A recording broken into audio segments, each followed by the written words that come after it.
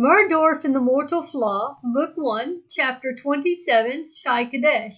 Accompanied by the Immortals, the riders ascended the towering mountain known as the Mountain of Infinity, or so the Immortals call it.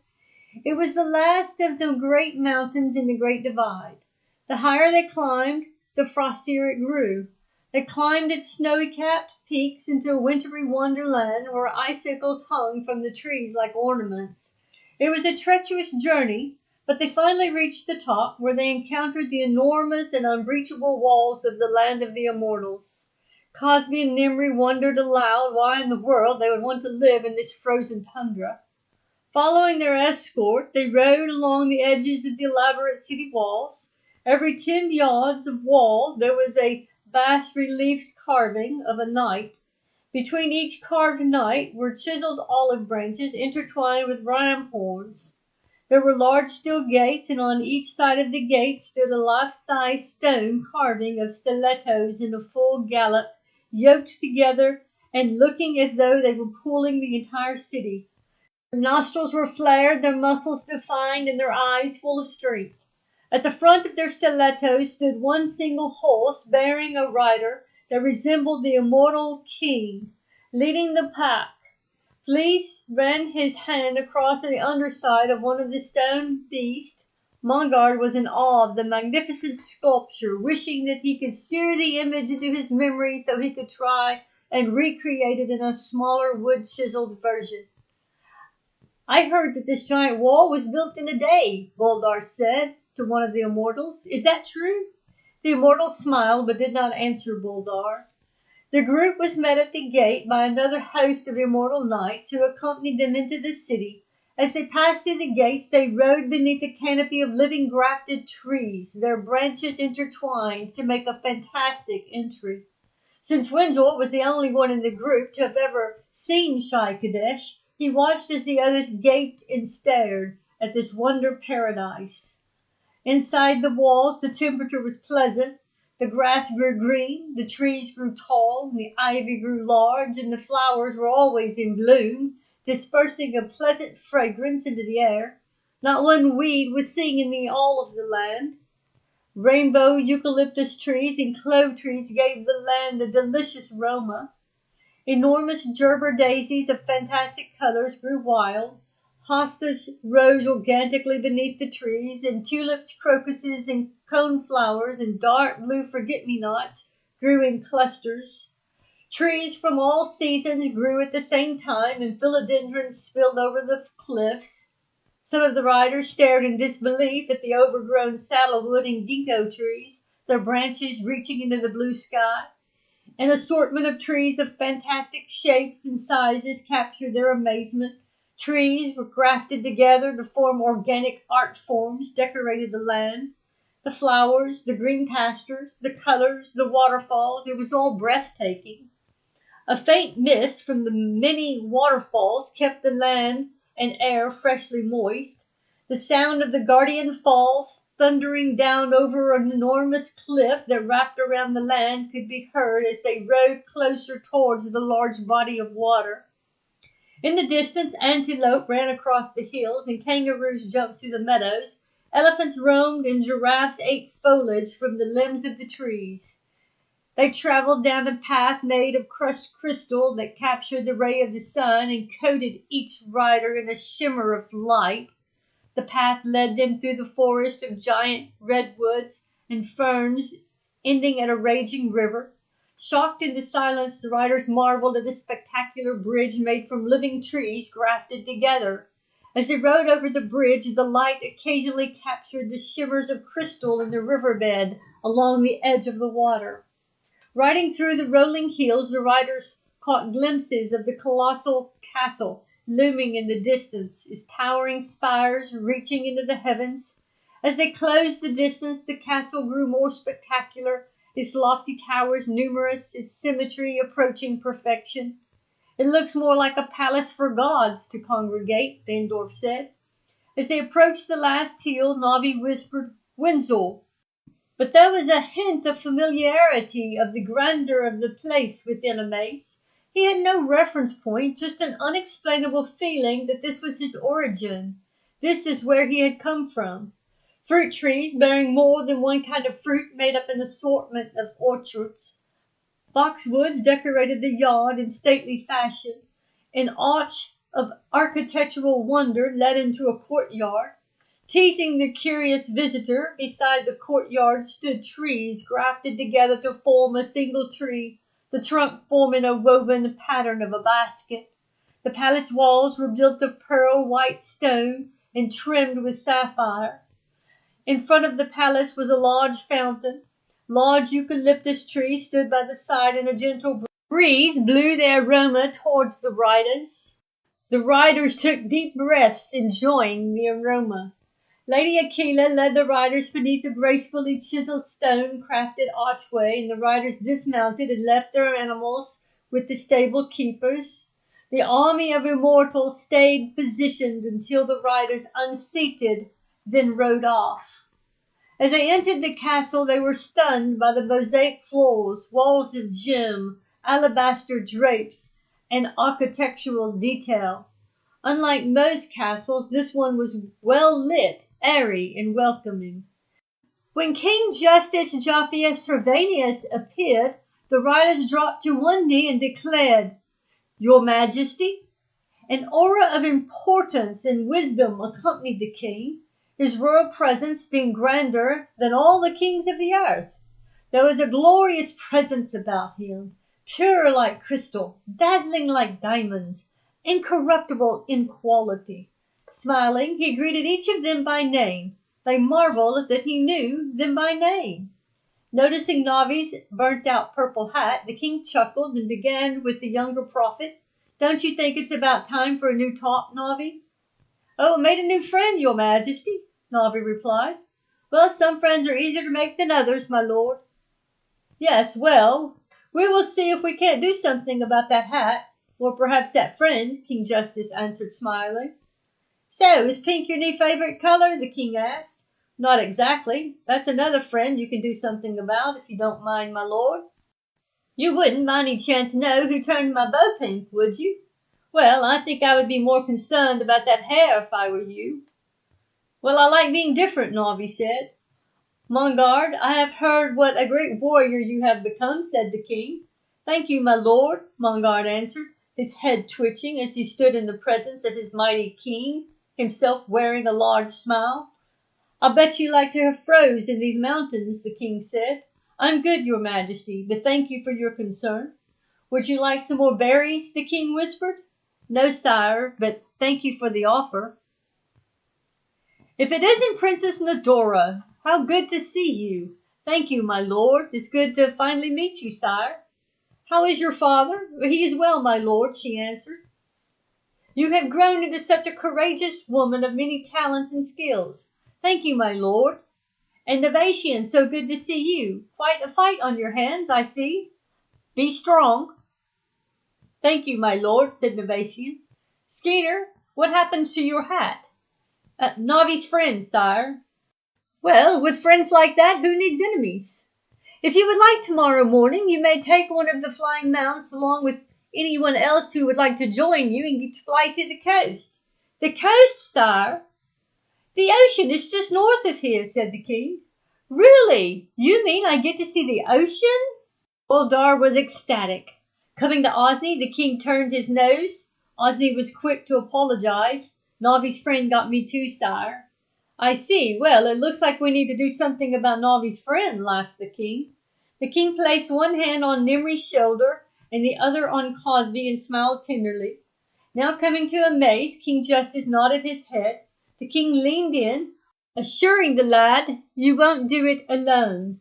When the king came to Windsor, he hugged him as though he were an old friend.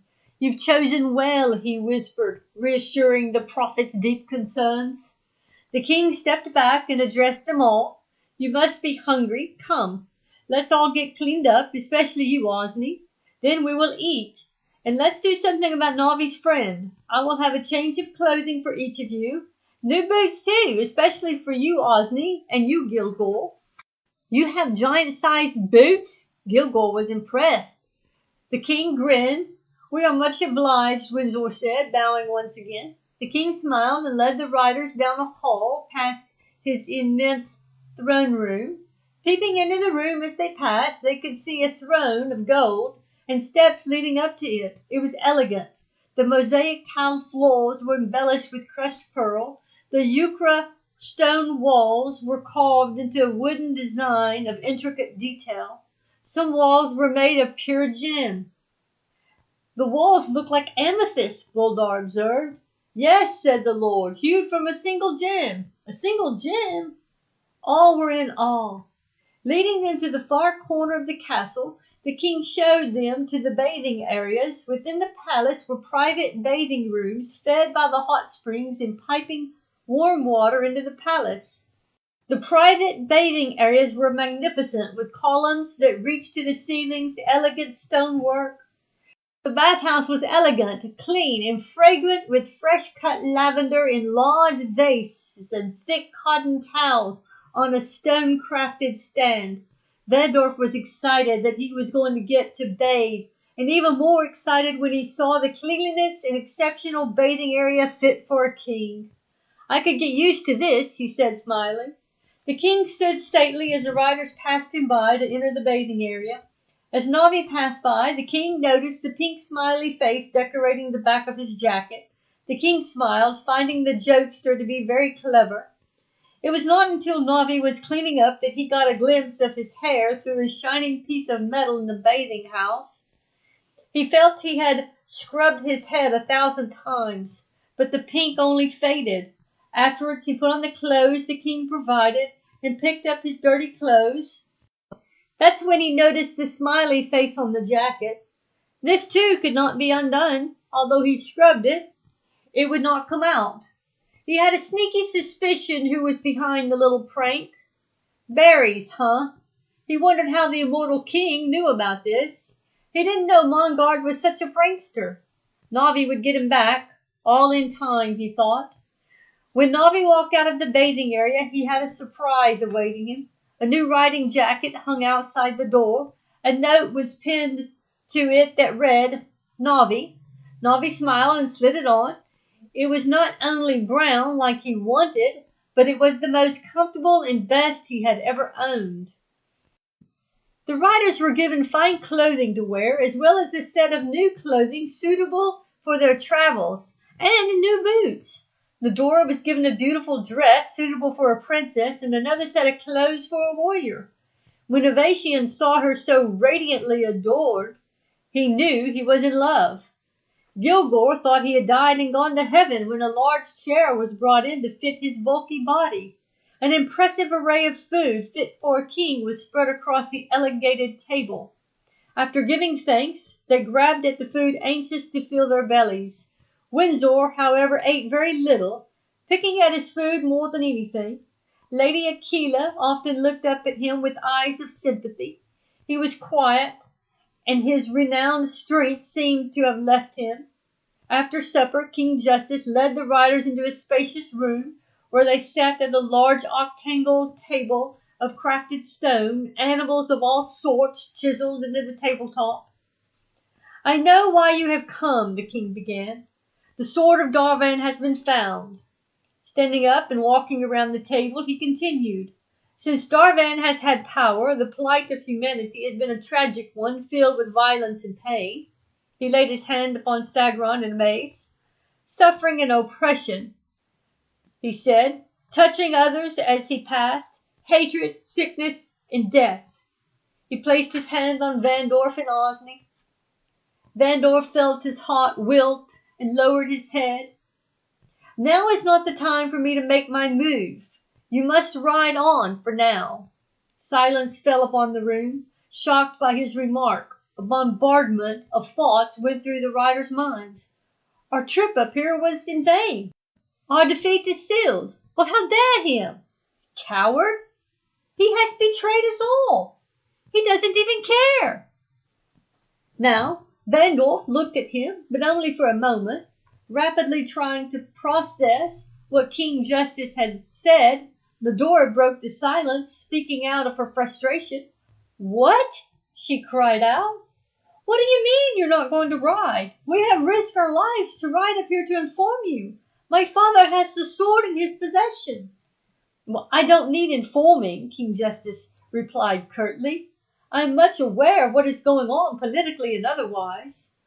But this is your responsibility, Boldar objected. Boldar, I know what my responsibility is, and I suggest that you tend to the assignment laid out before you, said the king sternly. But we have ridden this far, protested Cosby. Are you a coward? You don't know how to be a king. You sit up here in your little fairy tale land playing royalty. You're weak. Amid the expressions of outcry and anger, Windsor pushed his chair back, stood up, and stretched out his arms. It is as you say, King Justice. Please excuse our expressions of momentary frustration brought on by our fatigue. We trust that you have our best interest in mind. His words stilled the room. Thank you for receiving us and for your generous hospitality, added Windsor. You are most welcome, King Justice said. I hope you enjoy a season of rest in my land. Thank you, my lord, answered Windsor. Best interest, Cosby burst out. Then he proceeded to chide the king again. You should have done something about this years ago. Cosby, Windsor said, shocked by his outburst. He doesn't have our best interest in mind, Cosby said, standing to his feet. If he did, he would take that sword and put an end to all of this. Just because he's immortal doesn't make him better. Windsor interrupted, rebuking Cosby for his disrespect. Angrily, Cosby stormed out of the room. Eyeing a mace, King Justice said, I trust that the sword will be in good hands. As the riders left the table, their discouragement mingled with a growing anger. Some felt King Justice was simply abandoning them. It appeared to others that King Justice wasn't interested in things outside of his celestial-like kingdom. Fuming with anger, Windsor caught up with Cosby and reproved him.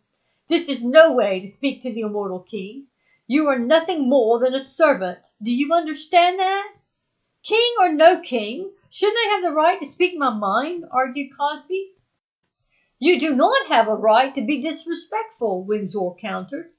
There are many things you do not understand about the immortals, but your duty is to obey the assignment set out before you, said Windsor. Well, just because they are immortal doesn't give them the right to neglect their responsibility, Cosby snapped. We should have brought him the bloody sword and let him deal with it. Then it would be his to deal with, whether he likes it or not, said Cosby. You speak foolishly, Windsor said sternly. Do you not know that it is a privilege to serve the king? Foolish? I speak with truth. Cosby was not willing to let this drop without a fight. Anyone can see that he's avoiding his responsibility and that he doesn't care about the rest of the world. He's not suffering. He's not hungry. He's not sick or dying. As long as he sits in his kingdom, untouched by the things the rest of us are touched by, he will never care. Cosby was giving Windsor an earful. He has fought alongside us in numerous battles, even those when no one else would fight with us. You've heard of these, the ones when we were outnumbered and victory looked impossible, but the immortal king came in and we won. We won because of him. Oh, it's fairy tales, embellished throughout the years, argued Cosby. Sure, he fought in battles long ago, but how long has it been? What matters anyway? Isn't what he did then? No, what matters is what he does now, said Cosby. They parted ways, the issue far from being resolved. Emotions were running high. Some felt abandoned, others forgotten. Some wrestled with their demons, others with regrets of long ago.